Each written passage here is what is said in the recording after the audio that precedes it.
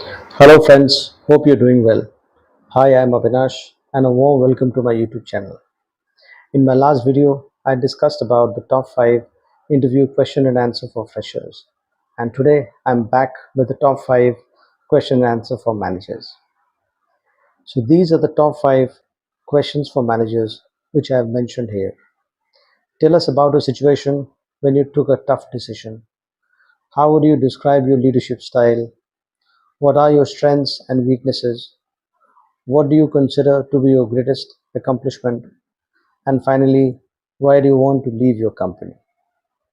I'll explain the reason behind interviewers asking these questions and also provide sample answers to the questions. Before we come to the question and answer session, let us first understand what do I mean by a manager. A manager is a person who has a team of employees reporting to him. He is tasked with the responsibility of leading his team alongside planning, staffing, and executing the tasks assigned to his department.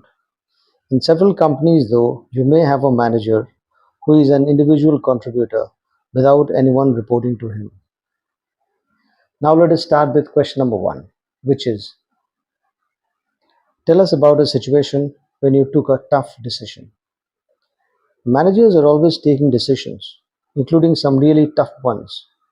Some examples are informing HR to issue disciplinary letters to his reportees, taking decisions to fire an employee when he is not shaping up as per his expectation, redistributing work when someone goes on leave, making budget cuts, reporting to upper management on a daily basis, or promoting one employee over another, etc. When interviewers ask these questions, they want to know if you're taking decisions similar to the ones I have highlighted above and also how you are taking them. They want to check if you include others in your decision making or are taking decisions all by yourself. A manager who relies on the input and expertise of his subordinates and others in decision making is often considered more effective and inclusive than those who do not. Here's a sample answer to the question.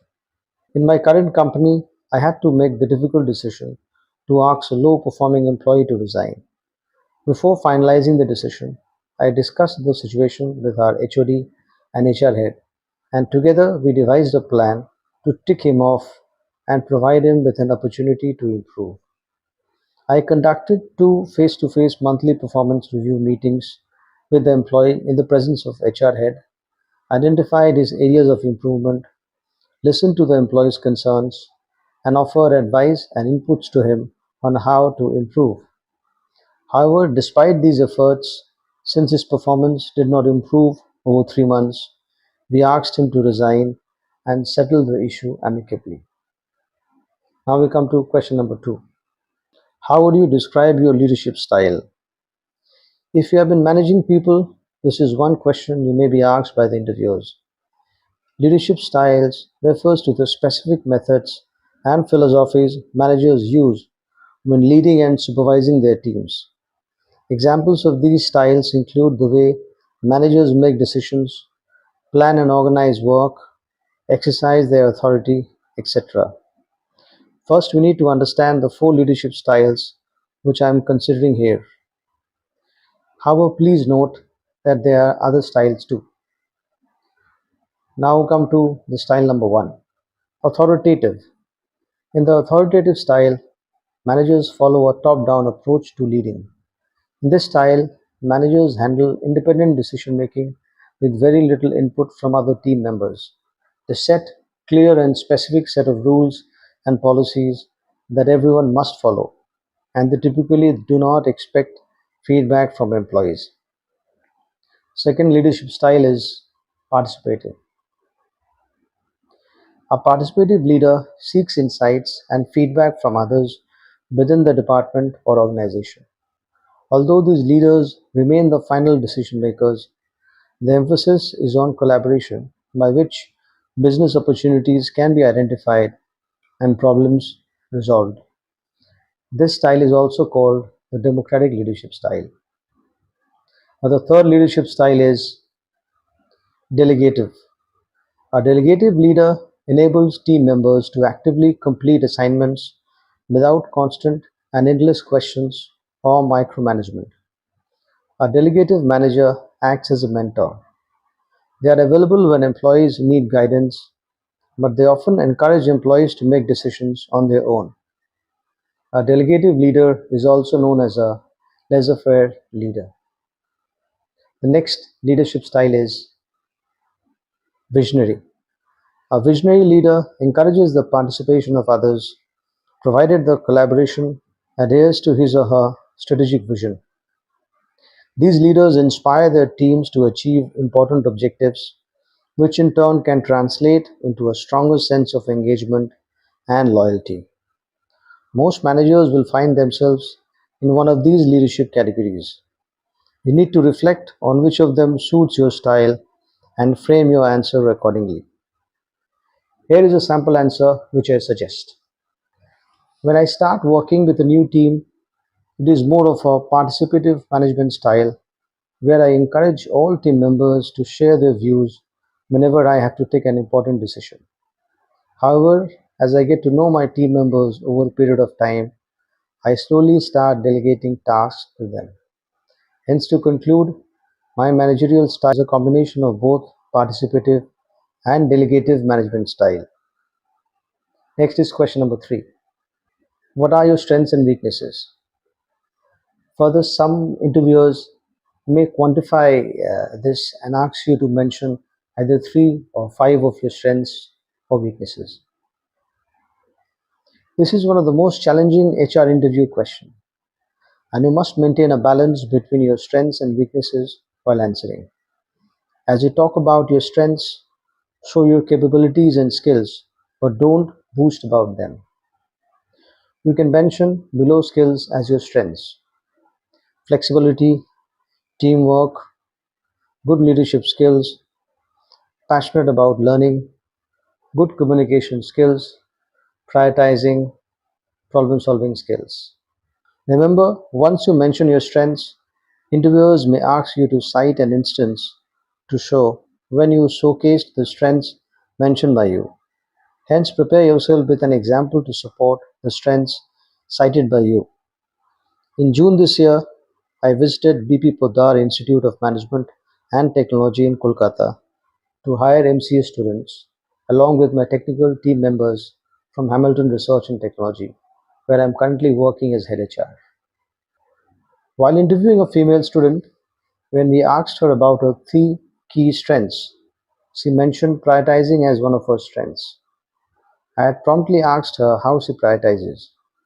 Her reply was a near perfect one. She said she prepares a to do list, checks on the tasks assigned to her, and decides which ones she should focus on as a priority. In case she gets stuck in prioritizing tasks, she seeks assistance from her supervisor. I have cited this example to show how you should frame your response. Now let us discuss about weakness. When you share your weaknesses, show that you are self-aware and always ready to work on your flaws. Avoid giving extreme answers. Some of the weaknesses you can mention is A. Attention to detail. Sometimes I pay too much attention to small things that I ignore key factors, but I'm learning to maintain the balance and focus on major aspects. Point number B. I cannot say no to anyone. I'm learning to softly refuse people these days by gently saying no. Point number C. I am a workaholic person who takes work seriously. Often I used to carry my workload back home, which used to put me under undue stress. However, these days I have realized that there is more to life and try to engage in other pursuits when I reach home. You see, it is not necessary to cite 3 weaknesses when interviewers ask you to cite 3 weaknesses. It suffices if you mention 1 or 2 weaknesses and you can say that you can't recollect any more. Next question is, what do you consider to be your greatest accomplishment?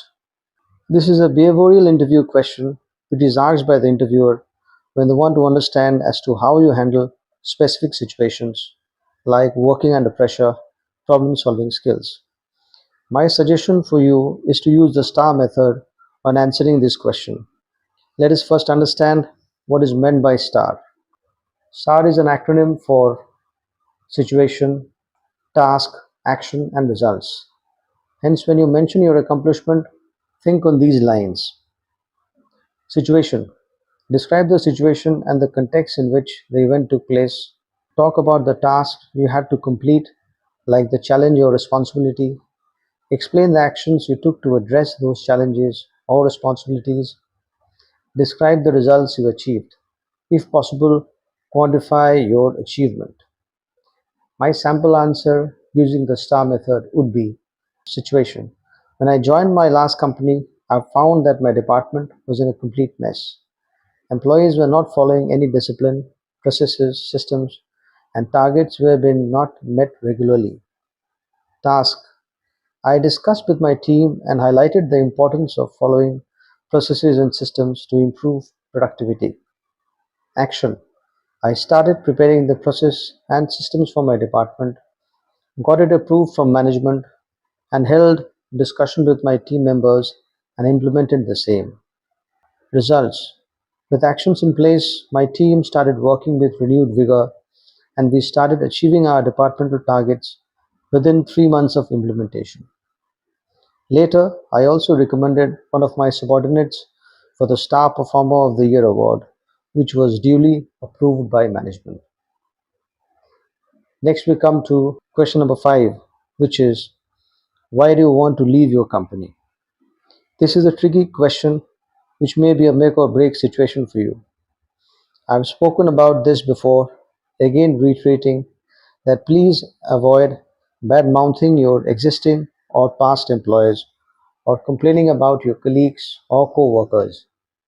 Some negative answers which I've come across from candidates while interviewing them are as follows.